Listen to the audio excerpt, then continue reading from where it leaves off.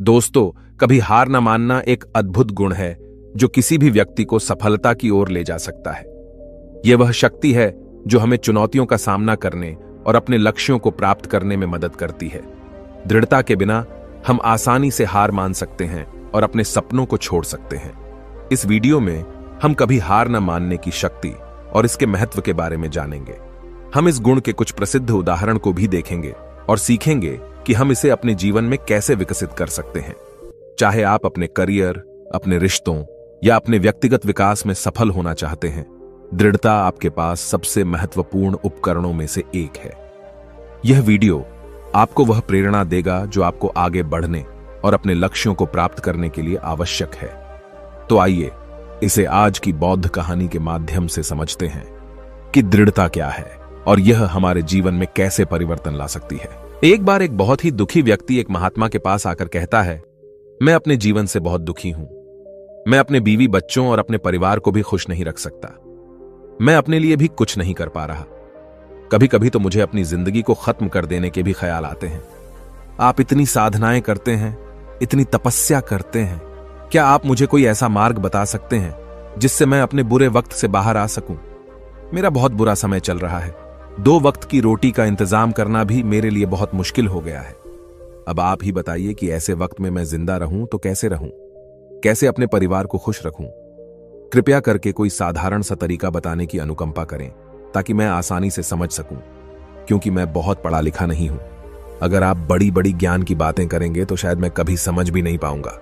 यह सुनकर महात्मा ने मुस्कुराते हुए कहा कि तुम एक काम कर सकते हो मेरा। उसने सामने की तरफ इशारा करते हुए कहा कि उस ऊंची पहाड़ी पर एक मंदिर है और उस मंदिर के पास चींटियों का एक घर है जहां पर हजारों चींटियां रहती हैं। तुम्हें सुनने में बड़ा अजीब लगेगा, लेकिन वह चींटियां उस मंदिर की जमीन को खराब कर देती हैं। उस मिट्टी की उपजाऊ शक्ति वह खत्म कर देती है, जिसके कारण वहां पर कोई भी पेड़ या कोई भी घास पनप नहीं पाती है। तुम मेरा एक काम करो, उसके बाद मैं तुम्हें तुम्हारे सवालों के जवाब दूंगा। तुम 7 दिन तक रोज उस पहाड़ी पर जाओ और उस चींटियों के घर को तहस नहस कर दो, उसको तोड़ दो। जब भी तुम्हें कोई चींटियों का घर दिखे मंदिर के आसपास, तो उसे वहीं पर तहस नहस कर देना। लेकिन याद रहे, घर को तोड़ने में कोई भी चींटी मरने नहीं चाहिए। इस बात को समझने का प्रयास करते हुए वह युवक वहां से चला गया। शायद उसको कुछ समझ में नहीं आया था कि महात्मा जी ऐसा क्यों करवा रहे हैं। वह तो उन चींटियों पर अन्याय कर रहे हैं, उनका घर तोड़वा रहे हैं, उन्हें नुकसान पहुंचा रहे हैं। आखिर कौन महात्मा ऐसा करेगा? लेकिन फिर भी उस महात्मा की बात मानते हुए वह अगले दिन से ही पहाड़ी पर जाना शुरू कर देता है। जब वह पहले दिन पहाड़ी पर पहुंचता है तो देखता है कि बहुत सारी चींटियां अपना खाना जुटाने में लगी हुई हैं। सारी चींटियां कतार से चल रही थीं और अनाज के छोटे छोटे कण उठाकर अपने घर में जमा करती जा रही थी। यह देखकर पहले तो उस युवक का मन कमजोर पड़ गया। उसने सोचा कि ये इतनी मेहनत करके अपना घर भर रही हैं और मैं इनके घर को तबाह कर दूंगा तो इनको कितना बुरा लगेगा। लेकिन फिर उसने उस महात्मा की बात याद करते हुए उस घर को तोड़ना शुरू कर दिया। जल्द ही चींटियों में हाहाकार मच गया। वह इधर उधर दौड़ने लगी। अभी तक जो कतार में चल रही थी, अब वह बिखर गई और इधर उधर अपनी जान बचाने के लिए भागने लगी। थोड़ी देर में घर टूट गया और सारी चींटियां इधर उधर छुपने के लिए भाग चुकी थीं। यह करने के बाद वह युवक दुखी मन से वापस अपने घर पर लौट आया। उसका मन परेशान था, दुखी था, पश्चाताप से भरा हुआ था। फिर उसने अपने बिस्तर में रात में लेटे लेटे ही सोचा कि अब तो उन चींटियों का घर तबाह हो चुका है। अब वहां वापस जाने से क्या प्रयोजन है? अब क्या फायदा होगा? क्योंकि चींटियों का घर तहस नहस करने के लिए महात्मा जी ने कहा था, जो मैं कर चुका हूं।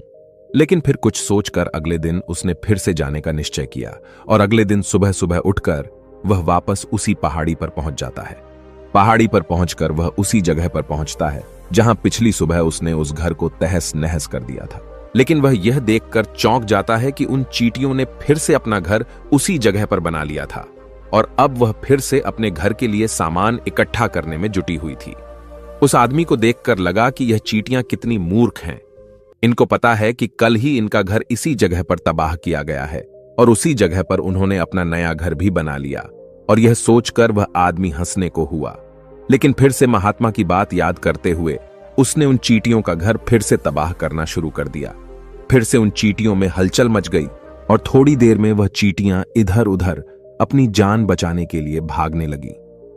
कुछ ही देर में उनका घर फिर से नष्ट हो गया और वह युवक थोड़ा संतोष के भाव से कि इस बार तो मैंने अच्छी तरह से उस घर को तबाह कर दिया है, अब तो वह चींटियां यहां पर अपना घर बना ही नहीं पाएंगी।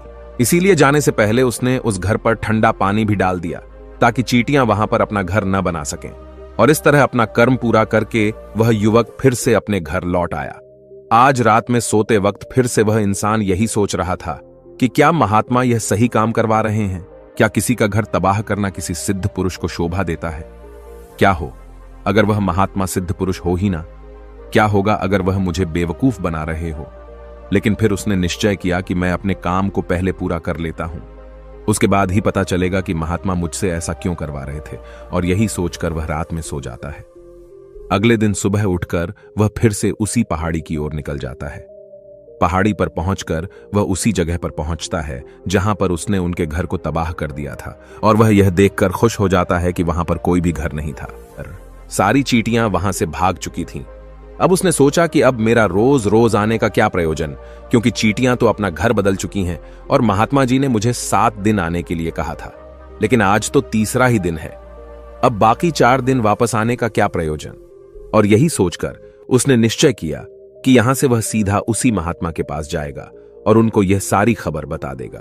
जब वह वापस मुड़कर उस पहाड़ी से उस महात्मा की कुटिया की तरफ जाने लगा तो उसने देखा तो अचानक उसकी नजर एक और घरौंदे पर पड़ी जो कि चींटियों का ही बनाया हुआ था। मतलब कि वह घरौंदा चींटियों ने ही बनाया था और अब वह चींटियां नए घर में वास कर चुकी थीं। यह नया घर उनके पुराने घर से थोड़ी ही दूरी पर था और जब उस युवक की नजर उस घरौंदे पर पड़ी तो उसने सोचा कि शायद महात्मा को पता था कि यह चींटियां अपना घर यहां से बदलकर किसी दूसरी जगह पर बना लेगी, इसीलिए उन्होंने मुझे 7 दिन आने के लिए कहा था। और यह विचार करके वह उसका नया घर भी तोड़ने के लिए पहुंच जाता है। जब वह वहां पहुंचा तो चींटियां उसी तरह अपने कार्य में लगी हुई थीं। वह अपने लिए खाना इकट्ठा कर रही थी और अपने घर में जमा करती जा रही थी। जो पुराना घर टूटा था वहां भी अनाज के कण बचे हुए थे और चींटियां वहां से भी अनाज इकट्ठा कर करके वापस अपने नए घर में ला रही थी। अब यहां पर फिर से युवक का मन थोड़ा कमजोर पड़ गया, क्योंकि वह खुद भी कमजोर था, खुद भी वक्त का मारा हुआ था। इसीलिए उसके मन में उन चींटियों के प्रति दया का भाव उमड़ रहा था। उनके ऊपर उसे दया आ रही थी। वह चाहता था कि उनकी मदद करे, लेकिन वह उल्टा उनको नुकसान पहुंचा रहा था। लेकिन उस महात्मा की बात को याद करते हुए उसने फिर से उस घर को तोड़ने का निश्चय किया और उसने इस बार बड़ी ही सावधानी के साथ बिना किसी चींटी को कोई नुकसान पहुंचाए वह घर तबाह करना शुरू कर दिया। वक्त थोड़ा ज्यादा लगा, क्योंकि किसी भी चींटी को नुकसान न पहुंचाने की शर्त महात्मा ने पहले ही रखी थी। इसीलिए उसको बड़ी सावधानी के साथ उन घरों को तबाह करना था। लेकिन आखिरकार उसने उस घर को भी तबाह कर दिया और उस घर को तबाह करने के बाद वह बड़े ही दुखी मन से, इस बार वह पहले से भी ज्यादा दुखी था, क्योंकि उसने उनका नया घर भी तोड़ दिया था। वह उन चींटियों को बसने ही नहीं दे रहा था और वह अब अपने आप को शैतान या दानव समझने लगा था। लेकिन फिर भी उस महात्मा की बात को मानते हुए वह अपने घर पर दुखी मन से वापस आ गया। रात में सोने से पहले एक बार उसने फिर से सोचा कि मैं कितना बड़ा शैतान हूं, कितना बड़ा दानव हूं। पुराना घर तो छोड़ो, मैं उन चींटियों को कहीं भी बसने के लिए कोई जगह ही नहीं दे रहा हूं। वह चींटियां मेरे बारे में क्या सोचती होंगी? वह कितना दुत्कारते होंगे उस परमात्मा को जो मेरे द्वारा यह काम करवा रहा है। लेकिन फिर भी उसने अगले दिन जाने का निश्चय किया और अगले दिन सुबह सुबह वह फिर से वहां पर पहुंच गया। वह यह देखकर फिर से आश्चर्यचकित रह जाता है कि इस बार चींटियों ने एक और नई जगह पर अपना घर बना लिया था। वह पहले से भी ज्यादा ऊर्जा के साथ काम कर रही थी और उन्होंने एक रात में पहले से भी बड़ा घर बना लिया था और अब वह फिर से अपना अनाज और खाना इकट्ठा करने में जुटी हुई थी। यह देखकर उस आदमी को लगा कि यह चींटियां किस मिट्टी की बनी हुई हैं। मैं इनको बार बार यहां से भगाने की कोशिश कर रहा हूं और यह वहीं पर अपना घर बना लेती हैं। क्या इनको पता नहीं है कि मैं इन्हें यहां पर कभी भी बसने नहीं दूंगा? यह चींटी है, दिखने में इतनी छोटी है, लेकिन फिर भी यह मुझसे हार नहीं मान रही है। बड़े ताज्जुब की बात है। और इस बार उसने गुस्से में उस घर को तहस नहस करना शुरू कर दिया। लेकिन इस बार तहस नहस करते हुए कुछ चींटियां वहीं पर मर गईं। उसके पैरों तले कुचल दी गई। कुचलने के बाद जब वह अपने अहंकार से बाहर आया तो उसने देखा कि गुस्से में उसने उन चींटियों को कितनी क्षति पहुंचा दी है। उसका मन पश्चाताप से भर गया और वह रोता हुआ अपने घर की तरफ बढ़ गया। रात में सोते वक्त उसने सोचा कि मैं उन चींटियों पर बहुत ज्यादा अत्याचार कर रहा हूं। अब इससे ज्यादा अत्याचार मैं नहीं कर पाऊंगा। और यही सोचकर वह अगले दिन उन चींटियों के लिए अपने घर से थोड़ा आटा लेकर उसी पहाड़ी पर पहुंच जाता है। आज उसके मन में उन चींटियों के प्रति श्रद्धा का भाव था, दया का भाव था। आज वह उनकी मदद करना चाहता था। और जब वह वहां पर पहुंचा तो चींटियां फिर से अपने नए घर को बनाने में जुटी हुई थी। उसने बड़ी ही दया के साथ उन चींटियों को अपना लाया हुआ आटा खिलाया और अगले 3 दिनों तक वह ऐसा ही करता रहा। जो इंसान पिछले 4 दिनों से चींटियों को नुकसान पहुंचा रहा था, अब वही इंसान उन्हें मदद कर रहा था। वह रोज सुबह जाता और उन चींटियों को अपने हाथों से आटा खिलाता। 7 दिन के बाद वह युवक उस महात्मा के पास पहुंचकर हाथ जोड़कर बोलता है कि हे महात्मा जी, मुझे माफ कर देना। मैंने उन चींटियों का घर तबाह करने के लिए बहुत कोशिश की। मैंने उनका घर तबाह किया भी। 1 बार नहीं, 4 बार मैंने उनका घर तोड़ा। उसके बाद मैं हिम्मत नहीं कर पाया, उनके घर को नहीं तोड़ पाया। मैं समझ सकता हूं कि मैंने आपका काम पूरा नहीं किया और इसके बदले आप मुझे वह तरीके भी नहीं बताएंगे जो कि मुझे मेरे बुरे समय से बाहर निकाल सकते हैं। लेकिन मुझे इसका कोई दुख नहीं है।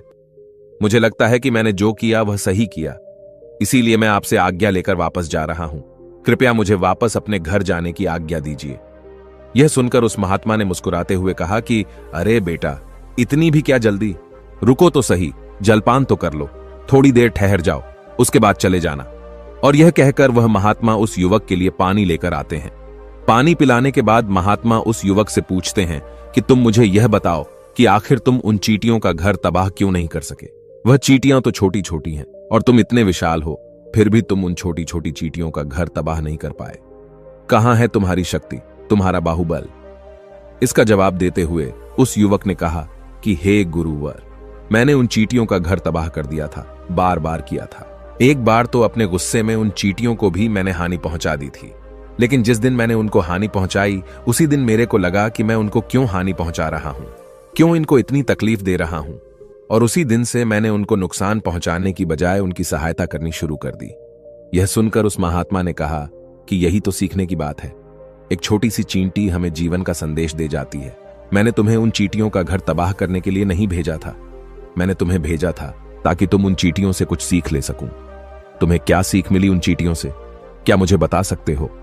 यह सुनकर उस युवक ने पूरी कहानी बयां कर दी। पूरी कहानी सुनने के बाद महात्मा ने मुस्कुराते हुए कहा कि बेटा, तुमने जो महसूस किया, मैं वही तुम्हें दिखाना चाहता था।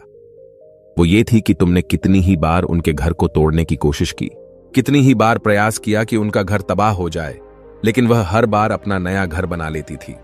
उन्होंने कभी भी हार नहीं मानी। अगर वह हार मान लेती तो चींटियां तुम्हें वहां पर नहीं मिलती। जब एक छोटी सी चींटी अपने विश्वास और मेहनत से इतने बड़े आदमी का दिल बदल सकती है, तो तुम तो इंसानों का मन बदल ही सकते हो। अपने जीवन में अपनी किस्मत न बदलने का कोई कारण तुम्हारे पास नहीं बचता। जीवन कार्यशीलता का नाम है, कर्मशीलता का नाम है। लेकिन हम मनुष्य 1-2 बार हार मिलने पर ही टूट जाते हैं, हताश हो जाते हैं और फिर जीवन में प्रयास ही नहीं करते। और कुछ लोग अपनी जिंदगी को खत्म करने पर उतारू हो जाते हैं। लेकिन जानवरों में तुमने एक बात देखी होगी कि वह अपना जीवन खुद से कभी खत्म कर ही नहीं सकते हैं। तुमने कभी नहीं सुना होगा कि किसी जानवर ने आत्महत्या कर ली, चाहे वह जानवर कितना ही भूखा क्यों ना हो, कितना ही दुखी क्यों ना हो, लेकिन वह अपने जीवन के लिए हमेशा संघर्ष करता रहता है। लेकिन वहीं पर दूसरी तरफ हम मनुष्य 1-2 बार हताश होने पर ही अपना जीवन खत्म कर लेते हैं। जीवन तो कर्म करने का नाम है, इसीलिए मृत्यु से पहले कर्म करना कभी मत छोड़ना, क्योंकि मृत्यु के बाद तो तुम परम विश्राम में चले ही जाओगे। तो उससे पहले कर्म करना क्यों छोड़ रहे हो, क्यों हताश हो रहे हो? अगर तुम्हारा एक घर टूट गया है तो दूसरा घर बनाने का प्रयास करो, कोशिश करो, और कोशिश करने वालों की कभी हार नहीं होती। यह तुम उन चींटियों से देख चुके हो। देखने में तुमसे कितनी छोटी है वह चींटियां और तुम इतने बड़े हो, लेकिन उनका मन तुम्हारे मन से इतना बड़ा है, इतना विशाल है, इतना दृढ़ संकल्प है कि इतनी बार घर टूटने पर भी उन चींटियों ने कभी हार नहीं मानी। दूसरी सीख यहां से लेने की थी, वह यह थी कि जब भी हमारे ऊपर बुरा समय आता है, हमें लगता है कि यह समय कभी नहीं जाएगा, यह समय मेरे जीवन को बर्बाद कर देगा, मुझे कभी नहीं जीने देगा।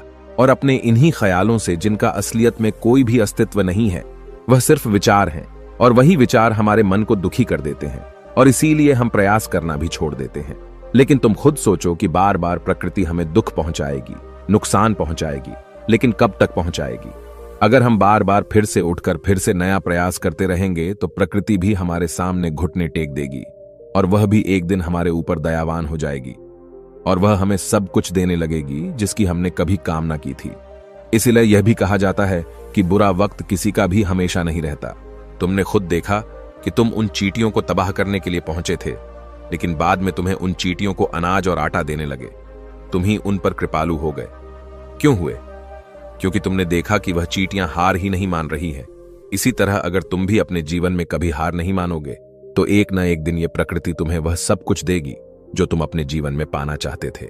इसीलिए हमेशा याद रखना, हमें बिना रुके, बिना थके और बिना परिणाम की चिंता के बस कार्य करते जाना है। और दूसरा यह कि एक न एक दिन प्रकृति तुम्हारे उस कर्म का परिणाम तुम्हें जरूर देगी। तो दोस्तों, कैसी लगी आपको यह कहानी? आप हमें कमेंट सेक्शन में जरूर बताना, और अच्छी लगी हो तो इस चैनल को सब्सक्राइब जरूर कर लेना। तो चलिए मिलते हैं ऐसी ही कोई नई कहानी में कोई नए मैसेज के साथ। तब तक के लिए अपना ख्याल रखें। धन्यवाद। नमो बुद्धाय।